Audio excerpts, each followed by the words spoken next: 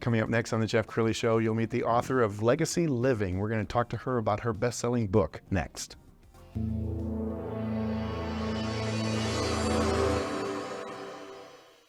Many are predicting that the worst is yet to come, which is unfortunate, said one person here. Until now, they've enjoyed the reputation of being the nation's icebox. Watched a burglar in his home this morning by webcam. As a journalist of over 25 years, stories are what make my world turn. Reporting live from the Dallas newsroom tonight, Jeff Crilley, Fox 4 News. But in 2008, I took the jump from my familiar life and started a PR firm from my home. We're talking about anyone with a camcorder like the one I'm using becomes a television network. We started slowly growing the company, and we now have over 100 clients, and we've branched into the world of live digital broadcasting. I now own 8 different TV studios and have a huge team, and the stories that I now get to share are sometimes the most important of my life. Life has a funny way of coming around full circle. This is the Jeff Crilley Show. Well, as you saw in that intro, I spent a lifetime in TV news, 25 years. But I got to the top of the little mountain or hill I was climbing, local TV news, and I looked around and I said, is this all there is? And so I had the nerve to quit TV news, walk away from the only thing I knew in 2008 and start this company. And I feel like my legacy is helping other people tell their stories. One story we're going to tell right now is Tante Williams. She is a legacy planning expert. Thanks for coming on the show. Thanks for having me. I appreciate Absolutely. it. Yeah. Well, I'm so excited to have you in studio because I think everybody of a certain age wakes up and they say, what was this life all about?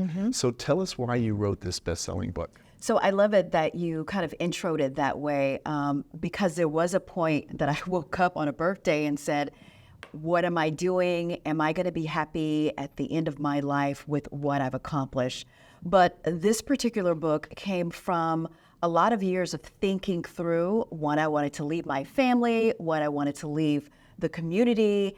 And as I was researching things that I felt like I needed to do, I wanted to put it down, write it down so that other people could have an idea of some things that they could do to help with leaving a better legacy to their families. And as we were talking before the show, there's a couple of legacies you can leave. You said one is footprints and one is heart prints. Yeah. Talk about that. Yes, so there are 2 types of legacies. There's heart print and then there's footprint. Heart print are the things that are not tangible. They're more like a book, for instance, or they could be like leaving a scholarship to someone so that they could go to school. A footprint is more of those financial things or tangible things like property, land, or money, things like that. So it is important if you want to leave a really good legacy is to try to leave both. If you could do money as well as something from the heart for your family, I think you'll have a more comprehensive, well-rounded legacy. And she's an amazing speaker, and we're going to pull up her website. And as we scroll down the website, let's talk about your own legacy. How do you want to be remembered? Oh, I love that question. I do want to be remembered as someone who impacted the community, right? Someone who, and I have 3 stepdaughters, someone who saw having a responsibility for kids as really important in life and sharing all that I have with anyone that's been placed around me, whether it's my stepkids, nieces, nephews, anyone in the community. So I want to be remembered as a giver and someone who's given to a point that's impacted society. Let's go ahead and put the book cover on the screen so people can get a good look at this. What year did this come out? So actually, this comes out today. Oh my goodness! Yeah, this really? is hot off the press. Is this your first interview? This is my second interview, but today, yes. Nice, so nice.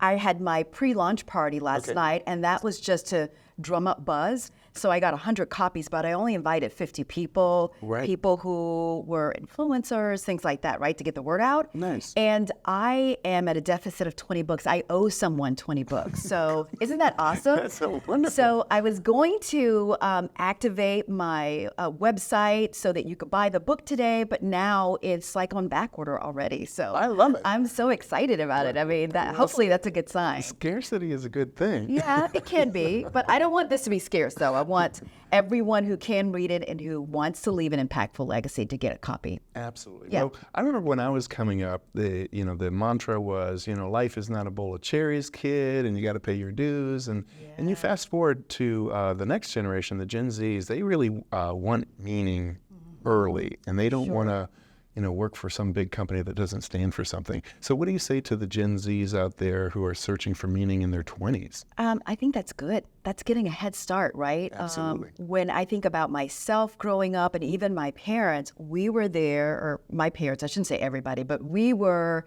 trying to survive, basically. I come from a blended family. We had 5 kids in the family, and my parents were not only trying to make sure that we were in a good school and we had food, but that was basically all they could give. I mean, you think about self-care these days and working out.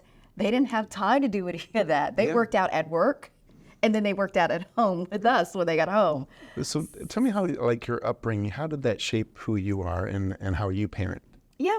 As I said, when I was brought up, we were brought up on a tight budget. We talked about this before the show started, and there were only so many things that I could have. And I felt like my parents wanted us to just figure it out. And in many ways we did, right? But it would have been so much nicer to have a little bit more guidance. And my parents did the best they could. I'm not trying to, slight my parents in any way. They're awesome parents. They did the best that they could. But today, my goal is to not only allow the kids to figure out some things, but I also want to be a mentor and a guide there, right? To help them, move along quicker, to add some guardrails, but also let them flow themselves. So that's probably one of the things that I would change. What are some of the lessons that you want your kids to pick up from the way you're living your life, this book? What I would love you that. want That's a good them question. to know? I would say I'd love for them to live unafraid, right? So growing up, I was hesitant about a lot of things. Again, because I didn't have maybe some of the guidance that could have given me the confidence to go quicker. And life is not about going quicker, but there are so many more things I would have done had I known it was okay to move forward even when afraid. Yes. So I would love for my kids and others, the next generation, to move quicker. It's okay to, what they say, fail forward. It's okay to take a step and then fall, but get up and keep going. That's so much better than to not take a step at all. Sure. So if I were to change anything, is I would cut out some of the hesitancy, and I would push people to live out a dream a little bit quicker than I did.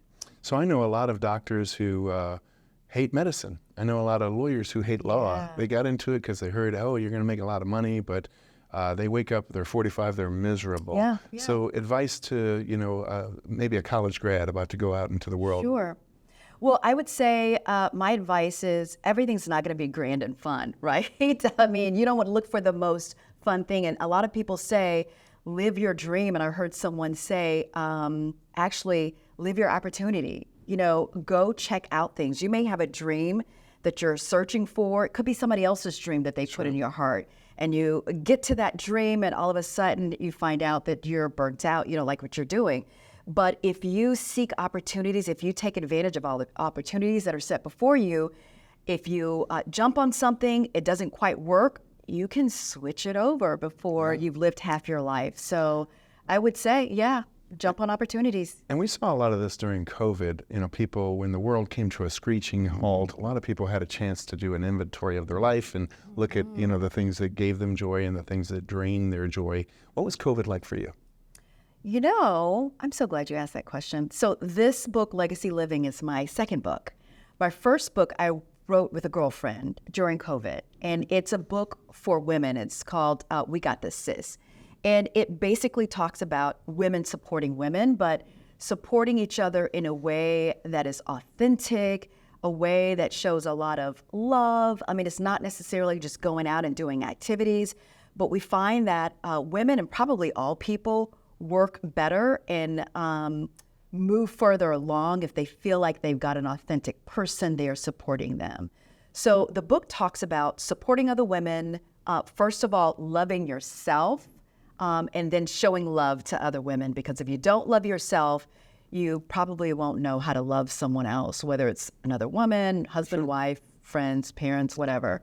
So that book was born out of COVID, and hopefully an inspiration to folks even outside of COVID when you're, thinking through some things that you need in your life. Yeah. So you mentioned negative self-talk, and I think we're all guilty of that. Sometimes we look in the mirror and we're our harshest critic. Yeah. Or somebody says something unkind, and it wasn't the fact that they said something unkind. It's because you played it back about 1,000 times. Yeah. So if you find yourself having negative self-talk, what do you do? If I find myself having negative self-talk, I try to stop it in my tracks. Sometimes I let it go on a little bit further than it needs to, right?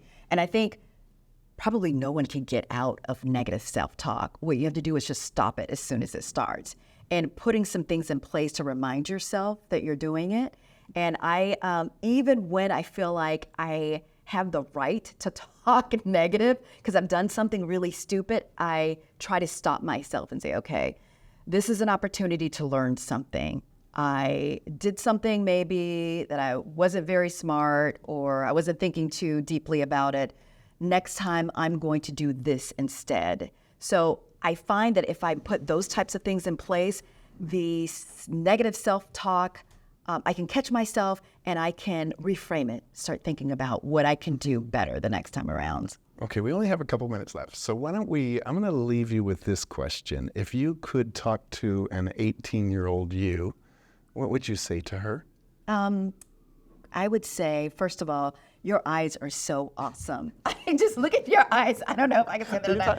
But on my eyes or your eyes? your eyes, I mean, they're just clear blue. Hold on, and don't stop. I'm just saying, it's just, every time I look at you, I'm just trying to get, okay, I'll get off the subject.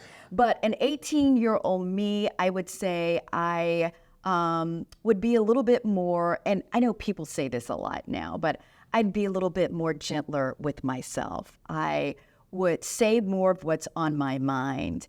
I would give people compliments like those beautiful blue eyes I'm looking into right now. I would just allow myself to be more of me. And I had to learn to do that because I come from a household, my dad's a minister. I was a PK, a preacher's kid. Me too. Yeah, you were. Yeah.